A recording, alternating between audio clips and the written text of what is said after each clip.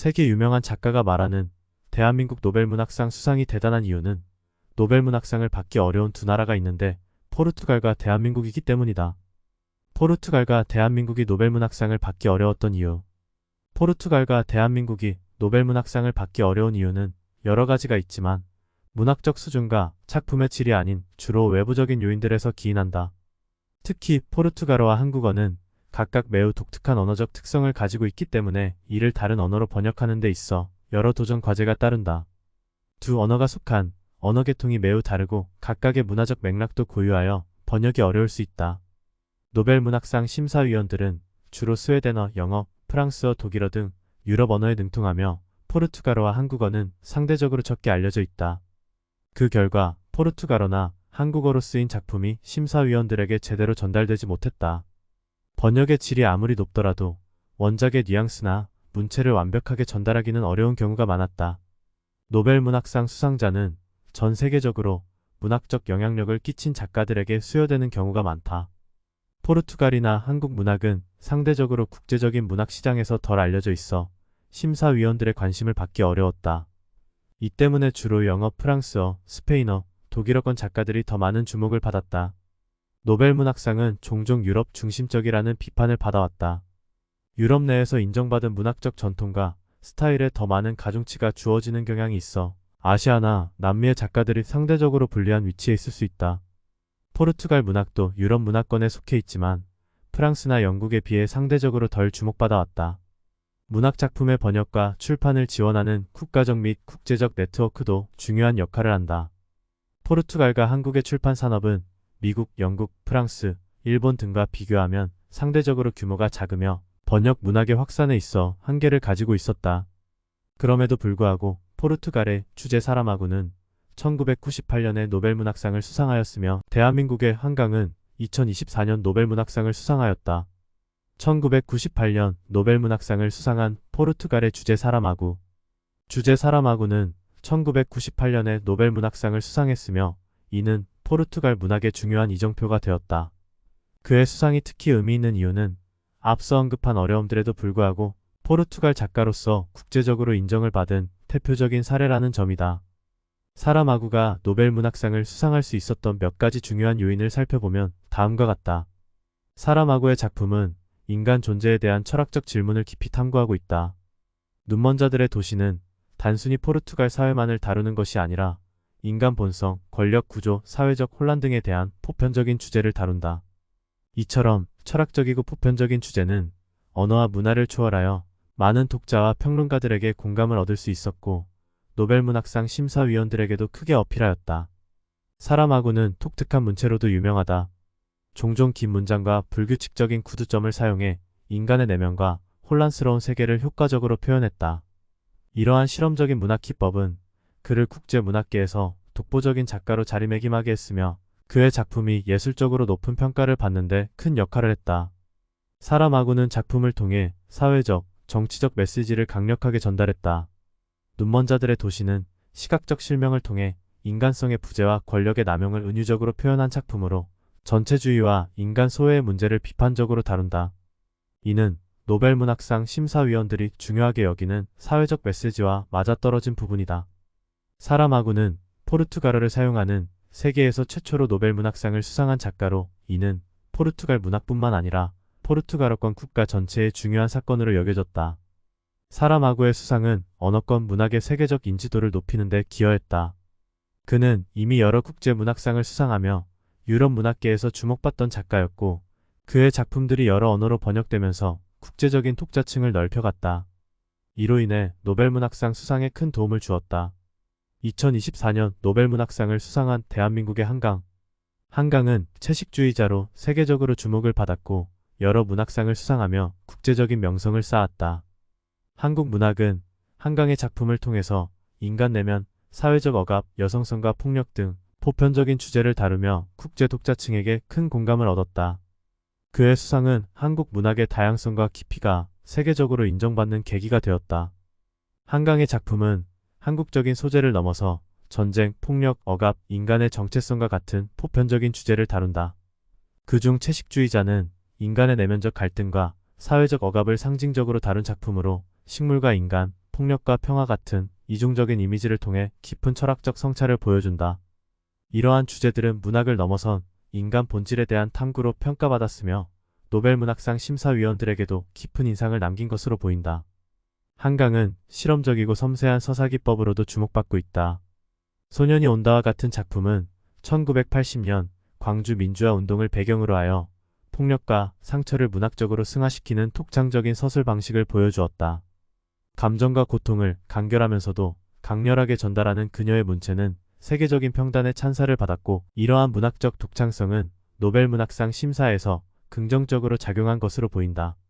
한강의 작품은 종종 억압과 저항, 인간성 상실 등 사회적 메시지를 담고 있다. 이는 사람하고가 권력과 억압, 인간 소외를 다룬 것과 유사하게 한강 역시 한국 현대사에서 발생한 사회적 폭력과 개인의 고통을 문학적으로 형상화하고 있다. 사회적 현실을 예리하게 파고들면서도 보편적인 인간의 고통을 다루는 한강의 작품은 노벨상 수상의 중요한 이유가 될 수 있다.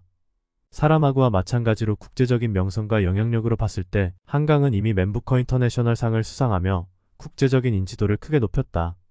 이는 한강의 작품이 전 세계적으로 번역되고 읽혔다는 점에서 중요한 의미가 있으며 노벨 문학상을 받는 데 유리한 조건을 갖추게 되었다. 또한 세계 문학계에서 한국 문학의 인지도와 관심이 커진 상황에서 한강의 수상은 한국 문학 전체에 큰 영향을 미치고 있다. 한강의 노벨 문학상에 가장 큰 기여를 한 번역가 데보라 스미스.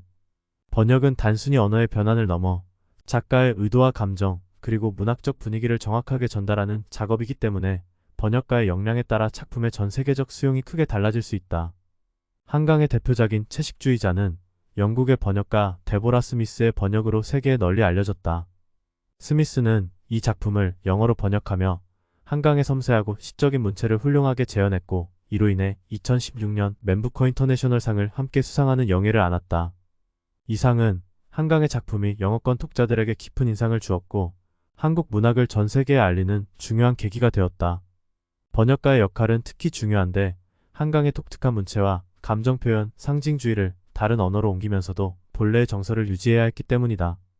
데보라 스미스는 한강의 작품이 지닌 섬세한 감정선과 독특한 서사 방식을 정확하게 전달하며 한강의 세계를 글로벌 독자들에게 제대로 소개하는 데 큰 기여를 했다. 번역은 단순한 직역이 아니라 문학적 재창조의 과정이기도 하다. 한강의 작품들은 특히 섬세한 감정 묘사, 시적인 언어, 미묘한 상징들로 가득 차 있다. 번역가는 이를 독자의 문화적, 언어적 배경에 맞게 조정하면서도 본래의 의미와 분위기를 잃지 않도록 해야 한다. 이는 번역 과정에서 매우 어려운 작업이지만 성공적으로 해냈을 때 번역가는 작품을 새롭게 해석해내는 것과 같다. 한강의 작품이 전 세계 여러 언어로 번역되면서 더욱 많은 독자들에게 다가갈 수 있게 된 것도 번역가들의 역할 덕분이다. 특히 노벨 문학상은 세계적 문학상인 만큼 심사위원들이 다수의 언어를 통해 그 작가의 작품을 평가할 수밖에 없다. 이때 각국의 번역가들이 어떻게 한강의 작품을 전달했느냐가 매우 중요한 요소가 된다. 한강의 작품이 영어뿐만 아니라 프랑스어, 독일어, 스페인어, 일본어 등 다양한 언어로 번역되면서 세계 각지에서 수많은 독자와 평론가들이 그녀의 문학을 접하게 되었고, 그 결과 한강의 문학적 위상이 국제적으로 높아졌다. 번역가는 한강의 독특한 문학적 감수성과 철학적 깊이를 전 세계 독자들에게 전달하는 데 필수적인 역할을 했다. 특히 데보라 스미스와의 협력은 한강의 작품이 세계적인 인정을 받는 데 중요한 기여를 했다. 한강의 작품이 국제적으로 사랑받고 인정받을 수 있었던 것은 그녀의 문학적 재능뿐만 아니라 뛰어난 번역 작업 덕분이라고 할 수 있다. 노벨 문학상에 대해 노벨 문학상은 매년 세계적으로 가장 뛰어난 문학적 성취를 이룬 작가에게 수여되는 상으로 전 세계 문학계에서 가장 권위 있는 상 중 하나로 인정받는다. 이 상은 스웨덴의 발명가이자 기업가인 알프레드 노벨의 유언에 따라 1901년에 제정되었으며 그가 세운 노벨재단에 의해 관리된다. 노벨은 1895년 유언장에서 자신이 창출한 재산을 인류에 공헌한 사람들에게 수여할 상을 만들라고 지시했다. 이 중 하나가 바로 문학상이었다. 이상적 방향으로 문학 분야에서 가장 뛰어난 작품을 창작한 사람에게 수여된다고 명시했다. 첫 번째 수상자는 프랑스 시인 설리 프리돔이었으며 그 이후 매년 다양한 언어와 문화에서 온 작가들이 수상자로 선정되었다. 노벨 문학상의 수상자는 스웨덴 아카데미에서 결정한다. 매년 아카데미는 전 세계의 문학 전문가들, 출판사, 대학의 문학부 교수 등에게 후보 추천을 받는다. 추천된 작가들은 심사를 거쳐 최종 후보 목록에 오르게 되며 이후 몇 달간의 논의 끝에 수상자가 발표된다. 수상자는 주로 소설가, 시인, 극작가 등 문학의 다양한 장르에서 활약하는 작가들 중에서 선정된다. 노벨 문학상은 특정 국가나 언어에 국한되지 않고 전 세계 문학을 아우르는 포괄성을 자랑한다. 노벨 문학상은 수상자의 경력과 작품 세계를 국제적으로 조명하는 계기가 된다. 예를 들어 헤르만 헤세, 가브리엘 가르시아 마르케스, 토니 모리슨과 같은 작가들은 수상 후 세계 문학의 중심에 서게 되었다. 그들은 모두 독특한 문체와 주제의식으로 문학의 지평을 넓혔다. 대한민국의 경우 2005년에 시인 고은이 노벨 문학상 후보로 거론되었고, 이는 많은 한국 독자들이 노벨 문학상에 대한 관심을 가지고 있는 이유 중 하나가 되었다. 노벨 문학상은 종종 선정 과정에서 논란이 일기도 한다. 특정 작가의 문학적 가치에 대한 평가가 주관적이기 때문에 수상자 선정이 공정하지 않다는 비판이 있기도 하다. 예를 들어 레프 톨스토이, 제임스 조이스, 버지니아 울프 등 위대한 작가들이 상을 받지 못한 것이 자주 언급되고 있다. 또한 정치적 요소가 수상 결정에 영향을 미쳤다는 비판도 있어 왔다. 노벨 문학상 수상자는 1천만 스웨덴 크로나의 상금을 받게 되며 스웨덴의 수도 스톡홀름에서 열리는 시상식에서 상을 수여받는다. 수상자의 이름은 문학사의 한 페이지에 영원히 기록되며 그들의 작품은 국제적인 문학적 유산으로 남게 된다. 결론적으로 노벨 문학상은 단순히 문학적 성취를 인정하는 상에 그치지 않고 전 세계의 문학적 다양성과 인류의 보편적인 가치를 기념하는 중요한 상이라고 할 수 있다. 영상이 마음에 드셨다면 구독과 좋아요 부탁드립니다. 여러분의 응원이 큰 힘이 됩니다.